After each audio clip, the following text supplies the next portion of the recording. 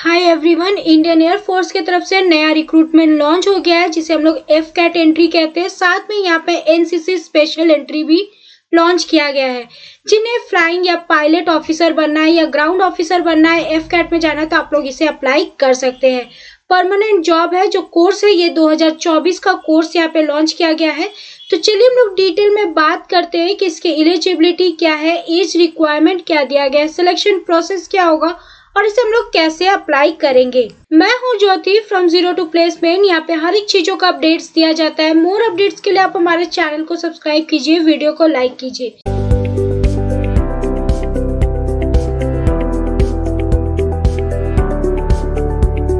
देखिए, एयरफोर्स मतलब Indian air force की तरफ से नया वैकेंसी जो लॉन्च हो चुका है, जो आपका दिसंबर से इसका एप्लीकेशन 1 दिसंबर से ओपन हो जाएगा। आप लोग उसके बाद फिलअप कर सकते हैं। तो इसमें रिक्रूटमेंट क्या दिया गया वो हम लोग थोड़ा बात कर लेते हैं। जो इसके नोटिफिकेशन आया है, यहाँ पे आपका एफ कैट का फर्स्ट 2023 का लॉन्च हुआ है, जहाँ पे एनसीसी स्पेशल एंट्री का भी रिक्रूटमेंट दिया गया है। इस बैच में अगर आप एफ कैट एंट्री के थ्रू जाते हो तो आपको फ्लाइंग, ग्राउंड ड्यूटी और नॉन टेक्निकल ग्राउंड ड्यूटी और टेक्निकल ग्राउंड ड्यूटी, इसमें आपको तीनों में आपको पोस्ट यहाँ पे वैकेंसी लॉन्च किया गया है। तो अगर आप एनसीसी स्पेशल एंट्री के थ्रू जाते हो तो सिर्फ आपको फ्लाइंग यहाँ पे दिया जाता है, बट यहाँ पे भी कुछ सीट है जो सीडीएस जो बच्चे दे रहे हैं उनके लिए 10% रिजर्व किया जा रहा है, और जो एफ कैट के तरफ से जो दे रहे एग्जाम उनके लिए भी 10% सीट रिजर्व किया गया है। तो इसे आप ध्यान रखिएगा। तो अगर हो तो आप एफ कैट एंट्री के थ्रू भी फॉर्म फिलअप कर सकते हैं।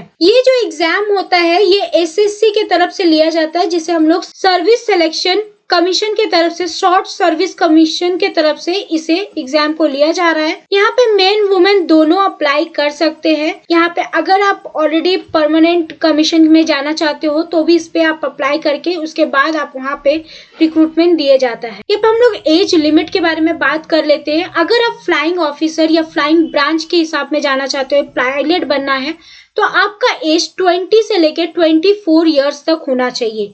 जैसे आपका जो डेट ऑफ बर्थ होगा वो 2 जनवरी 2000 से लेकर आपका 1 जनवरी 2004 के अंदर होना चाहिए, तभी आप इसे अप्लाई कर सकते हैं। आपको अगर ग्राउंड ड्यूटी या टेक्निकल या नॉन टेक्निकल में जाना है तो आपके 20 से लेके 26 साल के अंदर आपका एज होना चाहिए, आप तब अप्लाई कर सकते हो। जैसे आपका एज जो डेट ऑफ बर्थ होगा वो 1998 से लेके 2004 के अंदर आपका होना चाहिए। ये जो नोटिफिकेशन है ये आपको इंडियन एयरफोर्स के वेबसाइट में मिल जाएंगे।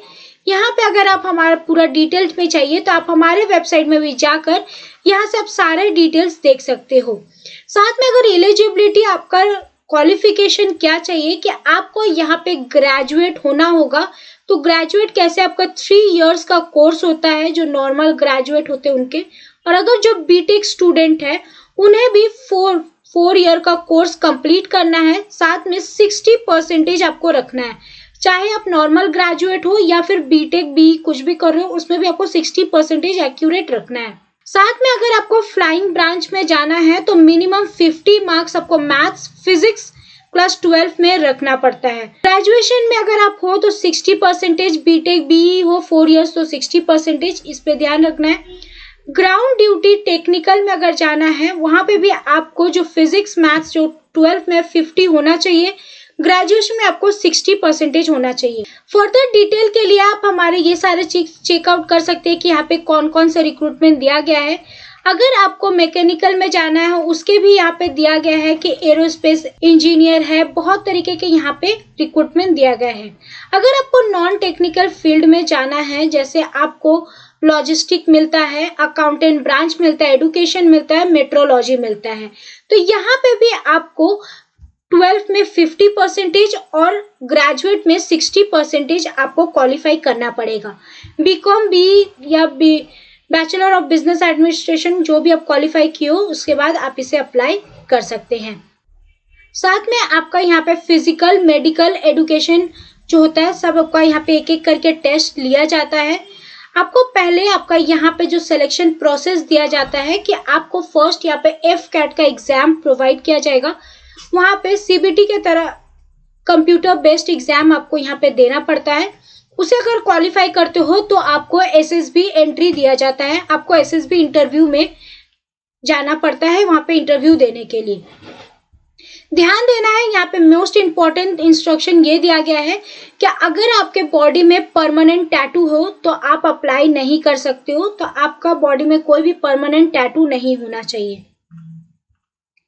साथ में अनमैरिड जो गर्ल्स या बॉयज यहाँ पे अप्लाई कर सकते हैं, मैरिड स्टेटस वाले नहीं करेंगे। ये सब कुछ आपका इंपॉर्टेंस है जिसे आपको ध्यान देना है, उसके बाद आप इसे अप्लाई कर सकते हैं।